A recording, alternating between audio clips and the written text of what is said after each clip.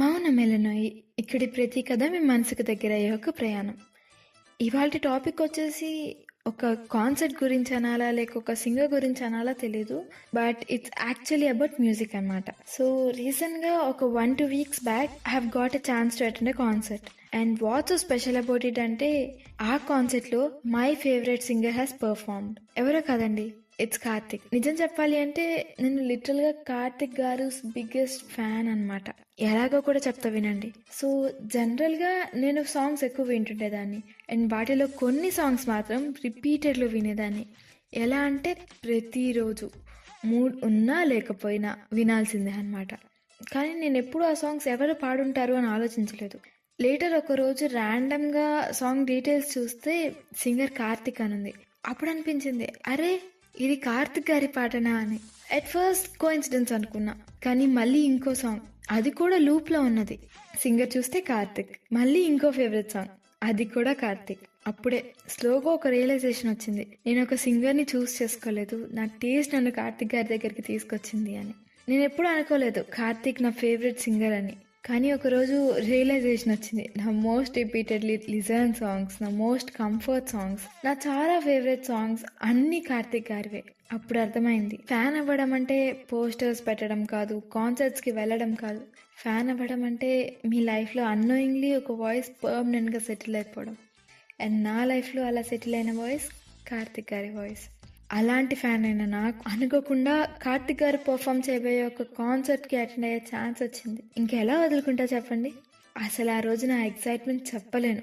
నిజమా నేను కార్తిక్ గారి కాన్సర్ట్ కి వెళ్ళబోతున్నానా అని రెడీ అవ్వడం నుంచి వెన్యూ రీచ్ అయ్యే వరకు మైండ్ లో ఒక్కటే థాట్, ఫైనలీ కార్తిక్ గారి వాయిస్ లైవ్ లో వినబోతున్నా.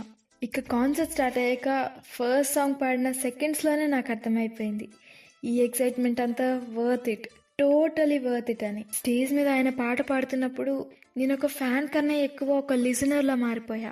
ఆయన స్టార్ట్ చేసిన ఫస్ట్ సాంగ్ మహాగణపతి నుంచి ప్రతి పాట ఇట్ టచ్ మై సోల్ అనిపించింది. అసలు ఆ డైనమిక్స్ ఏంటండి బాబు. ఇంకా కార్తిక్ గారి కాన్సర్ట్ లో ఒక స్పెషల్ థింగ్ ఉంటుంది కదా, ఆయన సడన్ గా పాడటం ఆపేస్తారు, కానీ ఆ పాట అక్కడ ఆగదు. ఆ మూమెంట్ ని సైలెన్స్ ఎప్పుడు ఫీల్ చేయదు. ఎందుకంటే ఆయన ఆగినా, ఆయన పాట ఆగినా ఆడియన్స్ ఆగరు. లిరిక్స్, ట్యూన్, ఎమోషన్ అన్ని ఆడియన్స్ నుంచే వస్తాయి. ఆ నిమిషం, ఆ క్షణం వాళ్ళకి ఇన్స్ట్రుమెంట్స్ తో పనే లేదనిపిస్తుంది. ఆ మూమెంట్ అది కార్తిక్స్ కాన్సర్ట్ కాదు, క్రౌడ్స్ కాన్సర్ట్ గా మారిపోతుంది. అలా ఆడియన్స్ పాడుతున్నప్పుడు ఆయన ఒక స్మైల్ ఇస్తారు, ఎందుకంటే ఆ సాంగ్స్ ఆయన నుంచి ఆడియన్స్ కి వెళ్ళాయి. కానీ అక్కడ ఆగలేదు, ఆడియన్స్ లైఫ్ లో సెటిల్ అయిపోయాయి. ఆ విషయం ఆయనకు అర్థమవుతుందేమో. కాన్సర్ట్ అయిపోయాక అనిపించింది, నా ఒక డ్రీమ్ ఫుల్ఫిల్ అయింది అని. కానీ ఆ అయిపోయిన కాన్సర్ట్ అక్కడ ఆగలేదు. నెక్స్ట్ డే నుంచి ఆ సాంగ్స్ డిఫరెంట్ గా అనిపించాయి. అదేంటో గానీ ఉన్న పాటగా విన్నప్పుడు ముందు రోజు స్టేజ్ గుర్తొచ్చింది. చిలిపిగా చూస్తావలా పెనవేస్తావిలా అన్నప్పుడు కార్తిక్ గారి స్మైల్ గుర్తొచ్చింది. ఓ మై ఫ్రెండ్ విన్నప్పుడు క్రౌడ్ వైబ్ అయిన మూమెంట్ గుర్తొచ్చింది. అప్పుడు అనిపించింది కాన్సర్ట్ అయిపోయింది కానీ మెమరీ ఉండిపోయింది అని. ఇప్పుడు ఈ పాడ్కాస్ట్లో నేను ఒక ఫ్యాన్గా, ఒక లిజనర్గా, ఒక అడ్మైరర్గా ఒక చిన్న మెసేజ్ చెప్పాలి అనుకుంటున్నా. కార్తిక్ గారు, మీ వాయిస్ చాలా మంది లైఫ్లో ఒక బ్యాక్గ్రౌండ్ మ్యూజిక్గా మారిపోయింది. మీ పాటలు చాలా మంది ఎమోషన్స్కి వర్డ్స్గా మారాయి. మేము హ్యాపీగా ఉన్నప్పుడు మాకు మీ సాంగ్స్ కంపెనీ ఇచ్చాయి, సాడ్గా ఉన్నప్పుడు సైలెన్స్ని బ్రేక్ చేసి హార్ట్ని లైట్ చేశాయి. మీ కాన్సర్ట్ నాకు ఒక క్లారిటీ ఇచ్చింది, మ్యూజిక్ అంటే జస్ట్ ఎంటర్టైన్మెంట్ కాదు, అదొక కనెక్షన్ అని.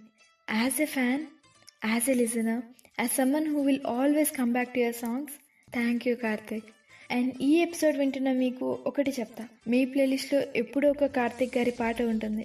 మీ లైఫ్లో ఎప్పుడో ఒక ఫేస్కి అది వాయిస్ అయి ఉంటుంది. కానీ ఇప్పుడు అందరూ ఫాస్ట్ కంటెంట్ని కన్జ్యూమ్ చేయడంలో పడి ఇలాంటి ఎన్నో ఎక్స్పీరియన్స్ని మిస్ అవుతున్నారు. ఒక్కసారి మళ్ళీ అలా ఇయర్ ఫోన్స్ పెట్టుకొని ఒక పాట కంప్లీట్గా విని చూడండి. 2016 nostalgia will hit you again. అప్పుడు నిజంగా అనిపిస్తుంది 2026 is new 2016 అని. ఇవాళకంతే. ఇంకో విషయం, మీ ఫేవరెట్ సాంగ్ ఏంటో అండ్ మీ ఫేవరెట్ సింగర్ ఎవరో కమెంట్ సెక్షన్లో మాతో షేర్ చేసుకోవడం మర్చిపోకండి. యూట్యూబ్లో సబ్స్క్రైబ్ చేయండి, స్పాటిఫై అండ్ ఇన్స్టాలో ఫాలో అవ్వండి, అండ్ స్పాటిఫైలో రేటింగ్ ఇవ్వడం మాత్రం మర్చిపోకండి. ఇక సెలవు. నేను మీ అమూల్య జోడిశెట్టి, సైనింగ్ ఆఫ్.